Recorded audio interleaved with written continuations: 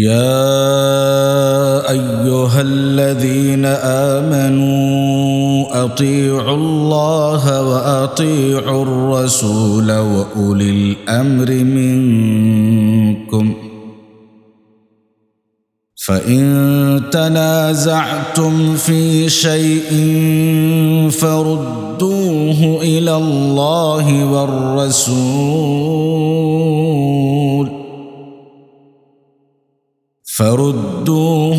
الله والرسول إن كنتم تؤمنون بالله واليوم الآخر ذلك خير وأحسن تأويلا. ألم تر إلى الذين يزعمون أنهم آمنوا بما أنزل إليك وما أنزل من قبلك يريدون أن يتحاكموا إلى الطاغوت وقد أمروا أن يكفروا به ويريد الشيطان أن يضلهم ضلالا بعيدا. وإذا قيل لهم تعالوا إلى ما أنزل الله وإلى الرسول رأيت المنافقين يصدون عنك صدودا. فكيف إذا أصابتهم مصيبة بما قدمت أيديهم ثم جاءوك يحلفون بالله إن أردنا إلا إحسانا وتوفيقا أولئك الذين يعلم الله ما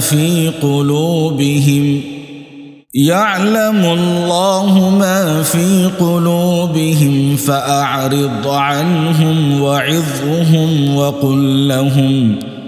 وقل لهم في أنفسهم قولا بليغا. وما أرسلنا من رسول إلا ليطاع بإذن الله ولو أنهم إذ ظلموا أنفسهم جاءوك فاستغفروا الله واستغفر لهم الرسول لوجدوا الله توابا رحيما. فلا وربك لا يؤمنون حتى يحكموك فيما شجر بينهم ثم لا يجدوا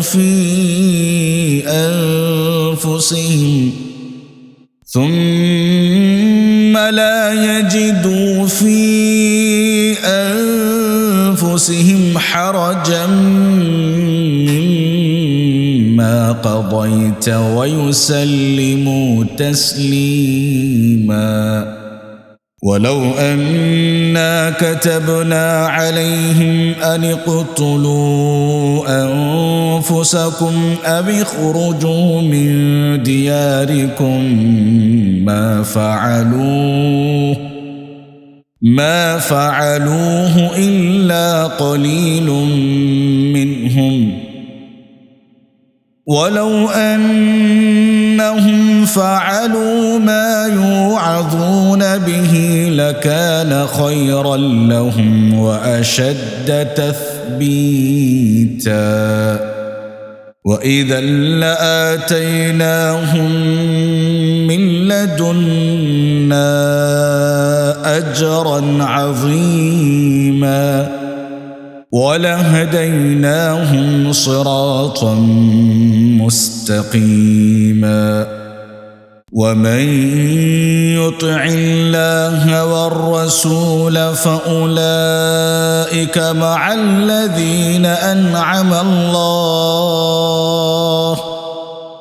فأولئك مع الذين أنعم الله عليهم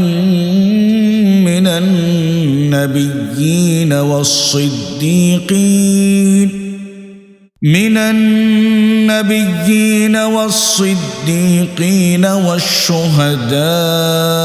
والصالحين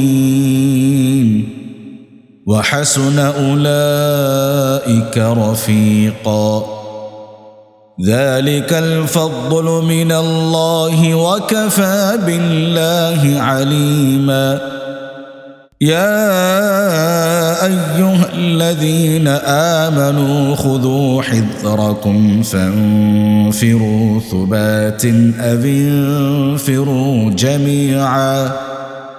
وإن منكم لمن ليبطئن فإن أصابتكم مصيبة قال قد أنعم الله علي إذ لم أكن معهم شهيدا ولئن أصابكم فضل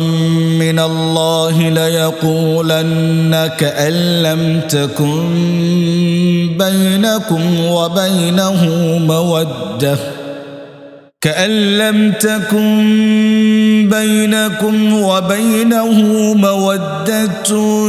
يا ليتني كنت معهم فأفوز فوزا عظيما فليقاتل في سبيل الله الذين يشرون الحياة الدنيا بالآخرة ومن يقاتل في سبيل الله فيقتل أو يغلب فسوف نؤتيه أجرا عظيما وما لكم لا تقاتلون في سبيل الله والمستضعفين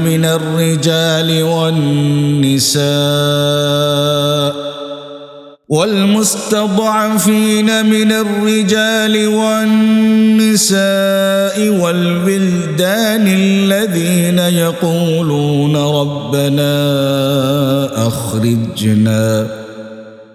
يقولون ربنا أخرجنا من هذه القرية الظالم أهلها واجعل لنا من لدنك وليا واجعل لنا من لدنك نصيرا الذين آمنوا يقاتلون في سبيل الله والذين كفروا يقاتلون في سبيل الطاغوت فقاتلوا أولياء الشيطان إن كيد الشيطان كان ضعيفا ألم تر إلى الذين قيل لهم كفوا أيديكم وأقيموا الصلاة وآتوا الزكاة فلما كتب عليهم القتال إذا فريق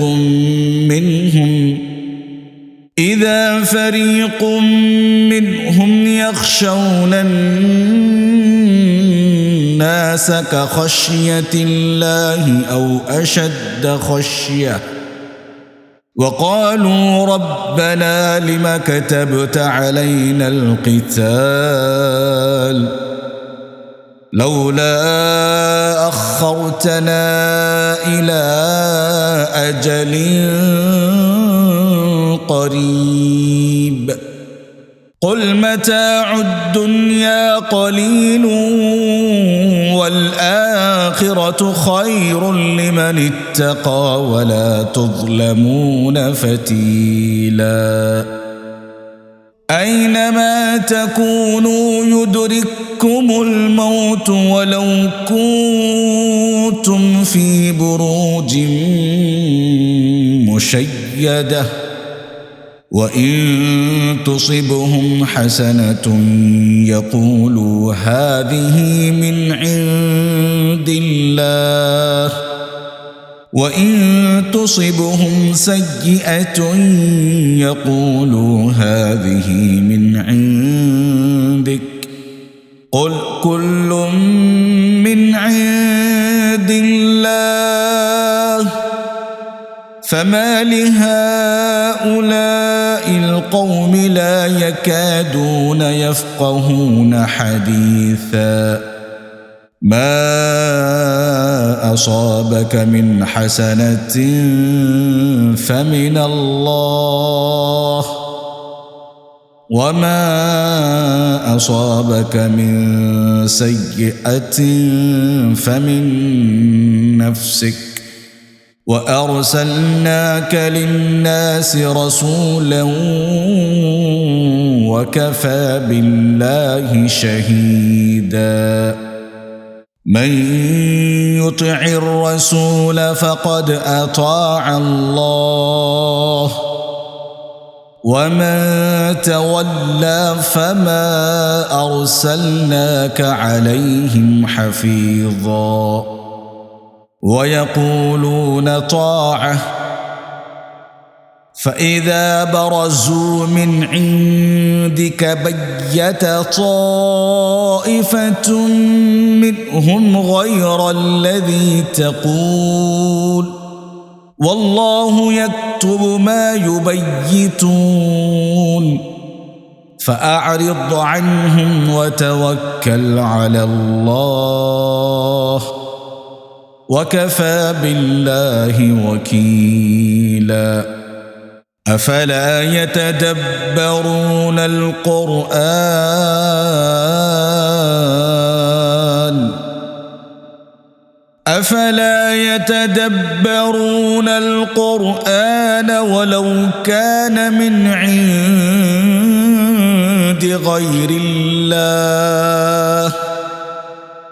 ولو كان من عند غير الله لوجدوا فيه اختلافا كثيرا وإذا جاءهم أمر من الأمن أو الخوف أذاعوا به ولو ردوه إلى الرسول وإلى أولي الأمر منهم لعلمه الذين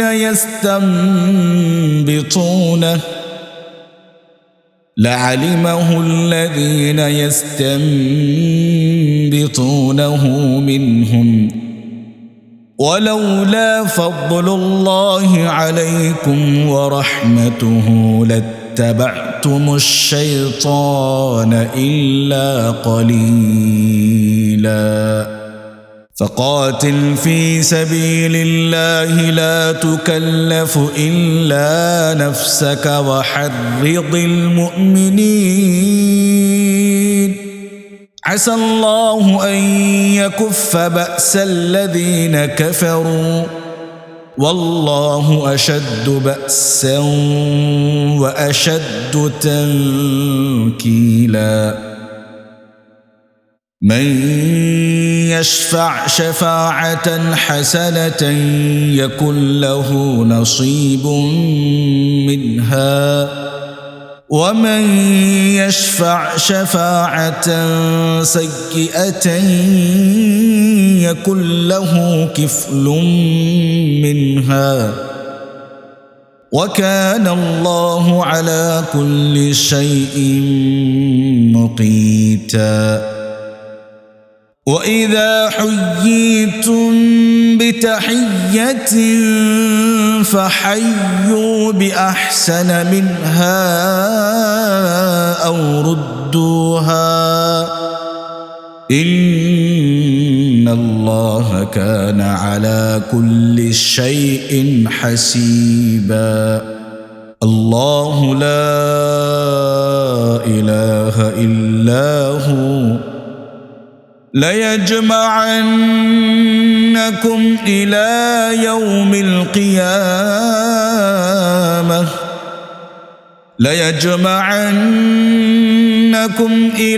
يوم القيامة لا ريب فيه